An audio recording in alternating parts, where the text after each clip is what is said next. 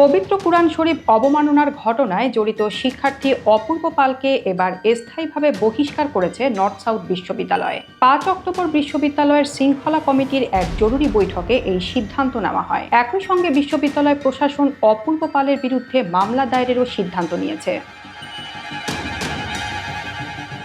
অভিযুক্ত অপূর্ব পালকে এরই মধ্যে গ্রেফতার করেছে পুলিশ। ঘটনার সূত্রপাত গত শনিবার, যখন নর্থ সাউথ বিশ্ববিদ্যালয়ের ক্যাম্পাসে তাকে পবিত্র কোরআন শরীফ অবমাননা করতে দেখেন প্রত্যক্ষদর্শীরা। মুহূর্তেই উত্তেজনা ছড়িয়ে পড়ে পুরো ক্যাম্পাস জুড়ে। তবে দ্রুত হস্তক্ষেপ করে পরিস্থিতি নিয়ন্ত্রণে আনে বিশ্ববিদ্যালয়ের প্রক্টোরিয়াল বডি ও নিরাপত্তা বিভাগ। বিশ্ববিদ্যালয় কর্তৃপক্ষ জানায়, শিক্ষার্থীরা সৌহার্দ্য ও সুশৃঙ্খল পরিবেশ বজায় রেখে দায়িত্বশীল ভূমিকা পালন করেছে। পবিত্র কোরআন অবমাননার মতো সংবেদনশীল ঘটনায় বিশ্ববিদ্যালয়ের কঠোর অবস্থানের প্রশংসা হচ্ছে। শিক্ষার্থীদের মধ্যে দেখা গেছে মিশ্র প্রতিক্রিয়া।